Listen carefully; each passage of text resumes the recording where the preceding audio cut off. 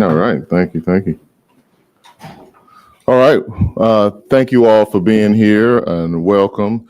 I want to first acknowledge DOJ and thank them for their report, their hard work, effort, and time that they've spent in developing it. We certainly appreciate their acknowledgement of the efforts that have gone into the city of Memphis to date. And I'm going to mostly read my remarks because I want to make sure that I get it all out. After I finish, certainly we'll open it up for some questions and answers. So before I say anything else, let me be clear that I believe that even one incident of mistreatment by the police is one too many. The report the DOJ released last night, it's going to be difficult to read. Some of the types of incidents that are described are simply not acceptable, and our hearts go out to every person who has been impacted by those actions. Hear me when I say these things, that policing in Memphis must always be ever evolving, constantly improving, and I'm confident that our team is ready to further the work of creating ongoing change. We believe that adjustments we've already begun making must continue and that they must expand.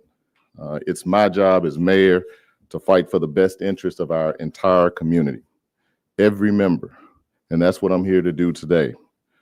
After carefully considering the information that we received from DOJ, we didn't believe that entering into any agreement in principle or consent decree right now, before even thoroughly reading the DOJ report, would be in the best interest of our community.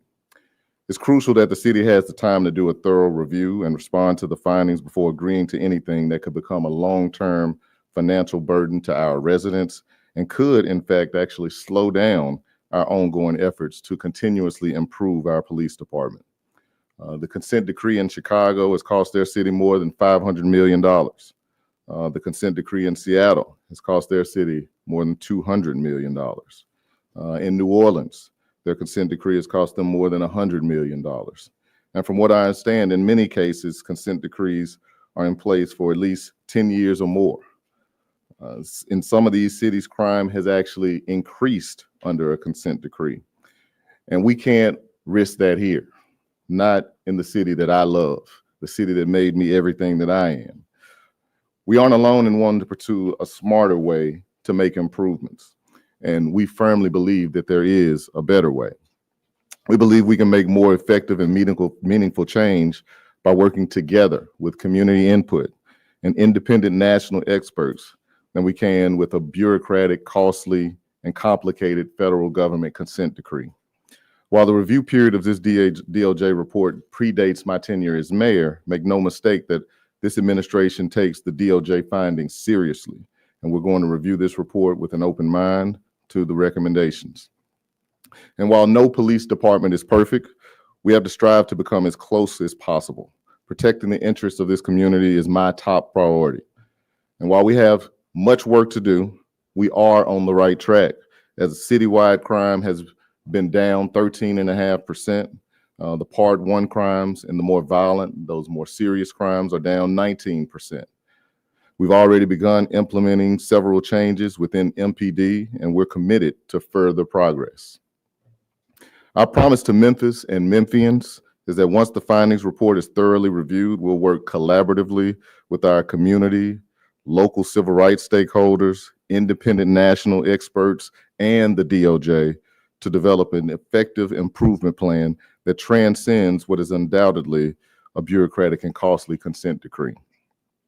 We're working with the team now to arrange a series of town hall meetings so that we can get community and stakeholder feedback on the DOJ's report, as well as the path we will take to ensure an even better MPD and a better Memphis.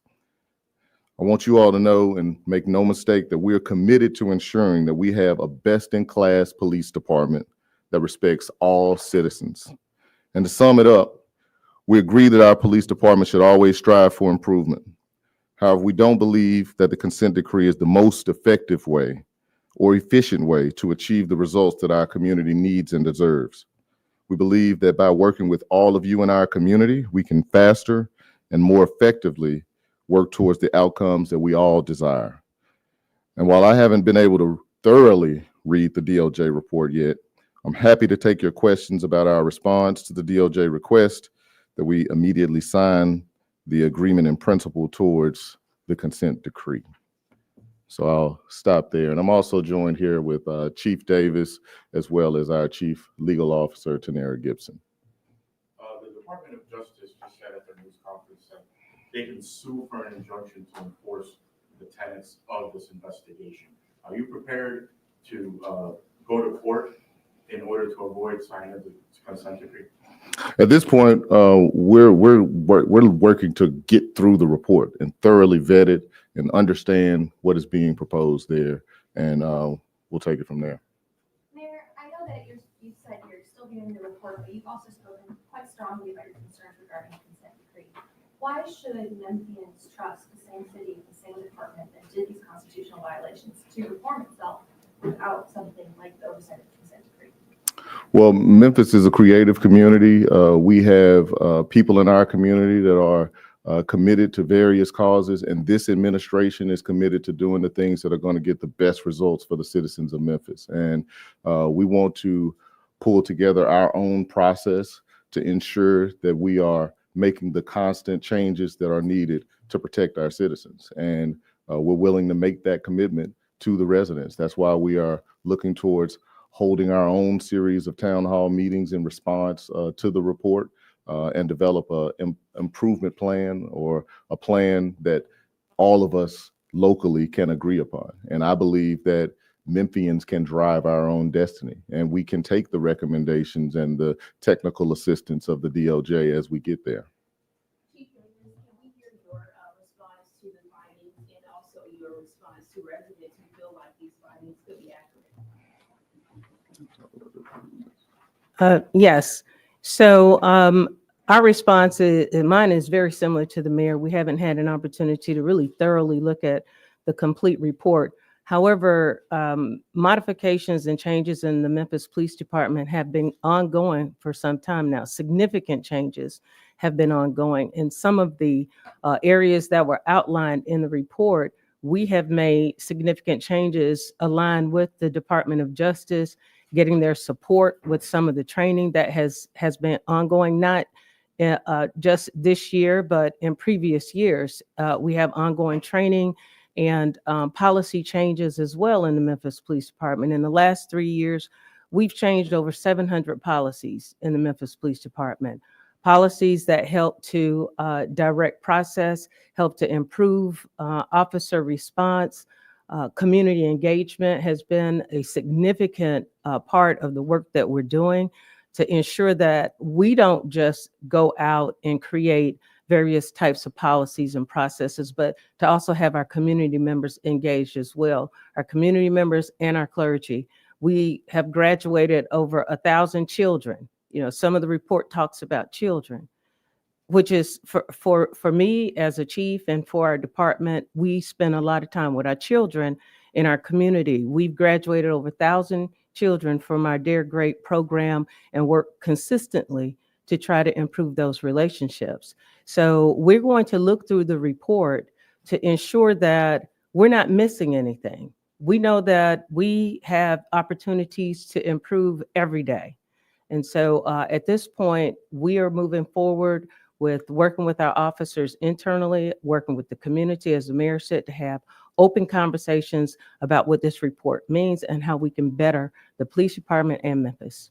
The city has signaled a price tag as a concern for non-entry into the consent decree. But at the same time, we're also hearing that the city is very willing to embrace policy changes.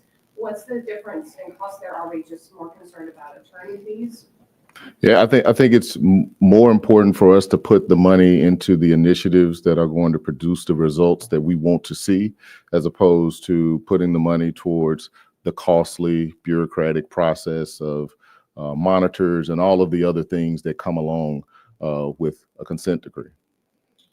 Mayor, so I know you haven't looked at the report in total, but does it have anything in it that you didn't already know? I mean, we kind of knew that there were problems in terms of, police behavior, but have you found anything that you didn't know? Yeah, again, I hadn't had a chance to really study it in depth, and so I don't want to speak too much about it until I can really take it all in. What Yes, ma'am. affected the possibility that the incoming Trump administration would not pursue litigation for the consent decree? We would have the same position regardless of the outcome of the presidential election. Mayor Young, you talked about the fact that there are already some changes underway, and that Memphis needs to kind of set its own path forward. The state has been more than willing to show that it does not want Memphis to have a lot of independence when it comes to establishing policies with its police department. I'm thinking about the pretextual stop ordinance being rolled back specifically. And the DOJ's report talks a lot about traffic stop policies. Do you think that a federal consent decree would have helped almost supersede the state and have allowed Memphis to make the changes that you want to see within the police department? And are you concerned that the city might get steamrolled by the state if it tries to institute some more police reforms? Yeah, I'm not sure. I mean, as mayor of the city of Memphis, we work within the context of which we live. We work within state law and federal laws, and our goal is to develop a plan of action that takes all of those things into consideration. Mayor or Chief, I know you said that this city and MPD have already done some of the things recommended by the DOJ. Could one of you walk us through a few examples of DOJ recommendations that have already been implemented? Well, I don't want to speak to specific things from the report, but I can talk about some of the things that MPD has done. They've done extensive modification to the disciplinary process and policies to include the disciplinary matrix. They've improved supervisory oversight and accountability. They created over 125 first-line supervisor positions, which never before existed. And this is just in the last couple of years. MPD has implemented annual training in de-escalation, bias-based policing, duty to intervene, active bystander, train the trainer, supervisor training, multiple leadership trainings, to include starting the MPD Leadership Academy, CIT mental crisis training for all recruits. Now all recruits are receiving that training, and they host CIT training annually for veteran officer certification. And then lastly, modified over 700 policies to include new procedures for investigating use of force complaints with mandatory alerts to address potential patterns. So those are just some of the things. And the city has addressed in their response a rush to judgment because of the timing of this investigation. With a heavy emphasis on discriminatory policing by the DOJ today, do you still feel as though this is a rush to judgment, or how exactly do you address that discrimination aspect specifically? Well, again, I want to read the report in full, and before I even comment on any of the things that's therein. So we'll hold on that question. Chief, one of the things that doesn't seem to be spoken about as much is that Tennessee is an open carry state. And while it's, we hear about Second Amendment rights, in more rural parts, though that open carry law has a different effect in an urban setting like Memphis. Do you think this finding accounts for what your force is up against relative to firepower on the streets? I can answer that. Absolutely. It does create a very complex situation for our officers, especially in an open carry environment. Naturally, when you have more guns on the street, you have more encounters with police officers, especially as they attempt to keep communities safe, especially communities that have a prevalence of violence.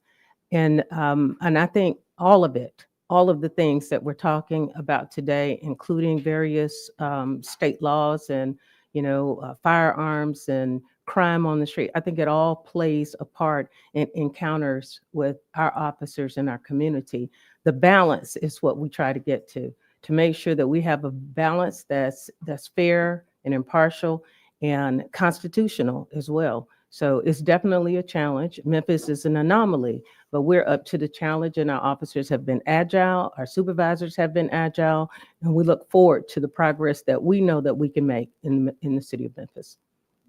There's been a lot of discussion about how a consent decree could affect the finances of Memphis and how much it could cost.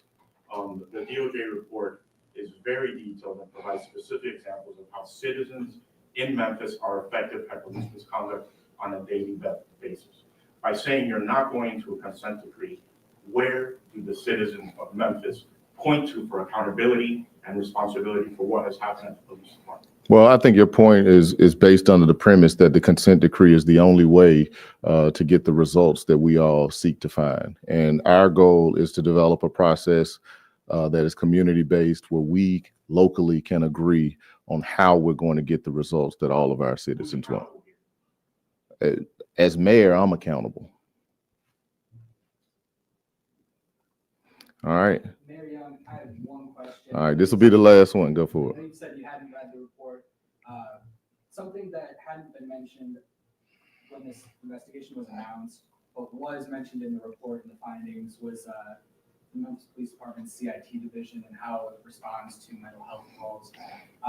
Specifically, it referenced a lot of that other cities, they have non-police responses and also have police officers trained in crisis intervention. Are there any discussions going on within your administration to make a mental health response division that is not based out of the police department, something kind of in line with what the DOJ referenced in other cities? Yeah, just the other day, Chief Davis and I were at Alliance Healthcare and looking at their new space and how they'll be able to partner with MPD on issues related to individuals that are experiencing mental health crises. So we're always looking at ways to expand opportunities to support those that have mental health issues. Again, I hadn't dug into the report, but certainly we always want to support those individuals that have those mental health challenges. All right. Well, I want to say thank you to everybody for being here. We really appreciate it, and I'm sure there'll be more conversation to come. Thank you.